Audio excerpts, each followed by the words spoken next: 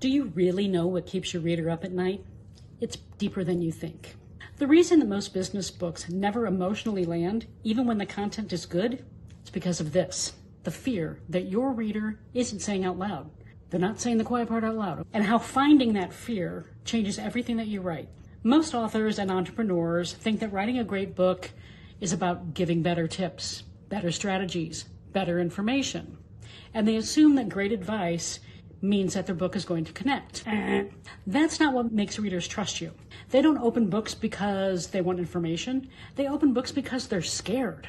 They're scared of being judged, that they're behind, that they're failing, that they're never going to become who they're meant to be, that they're never going to hit the self-actualization point on Maslow's hierarchy of needs chart. So if your book doesn't speak to that fear, it doesn't matter how great your content is. So in this video, I'm going to show you how to uncover what readers are actually afraid of, how to use that fear to build trust instead of to manipulate, because that's gross, and how to write in a way that makes your book feel emotionally unavoidable.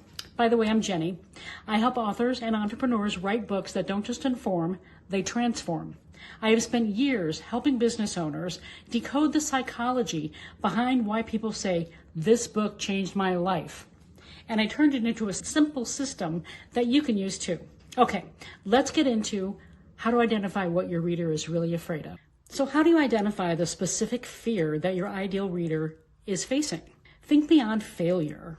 Dig into their identity-based fear. So these are things like, I'm never going to be enough. I'm always going to be afraid of being judged. Think about those and use real conversations, real client messages, real DMs to find your reader's actual words and use them. Use their specific language to connect with them specifically.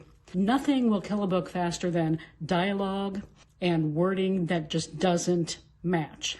I once read and added to my do not finish pile the book, the 5 a.m. Club. First of all, I don't want to get up at 5 a.m. But secondly, I really was disconnected from the book because the dialogue was so unbelievable. Nobody talks like that. It was just annoying. And I got so frustrated with it because I just couldn't connect. And I know it's a very popular book. I guess a lot of people connected with it, but I just thought that the dialogue was really unbelievable. So make sure that you use the words and the phrases that your ideal readers actually use themselves, so they can hear that and read that and go, oh yeah, that's me. That's what I'm thinking. Okay. And then ask yourself what future outcome they're secretly scared won't happen. Like, I'm secretly scared that I'm never going to get ahead in life. I'm never going to get that promotion at work. I'm never going to, whatever it is, right? So when you tap into that fear, you're actually going to build trust, not manipulation. A lot of people can use fear to manipulate people. And like I said before, that's just gross. Fear actually reveals what people truly care about. You're going to use that and you're going to name it, because when you name it, you can make your reader feel safe and feel seen. They understand that you get them, right? You are identifying their fear. You're naming it out loud.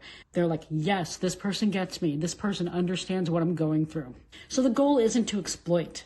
It's to guide them through it. You're guiding them through that fear the whole way through. You want to also use the fear to create emotionally relevant content. You want to frame your book as a bridge from their fear to their desired identity. Again, point A to point B. And you want to include stories that reflect their inner fears and that show them the other side. Including personal stories, client stories, things like that are really going to help them, again, see themselves in the content and identify with it. And building that content will acknowledge the fear, then offer that hopeful shift that they're looking for. Understanding fear will give you the keys to trust, connection, and transformation. In the next video, I'm going to talk about what actually creates clarity for your business book and how to know if you're ready to write a book that works for your brand.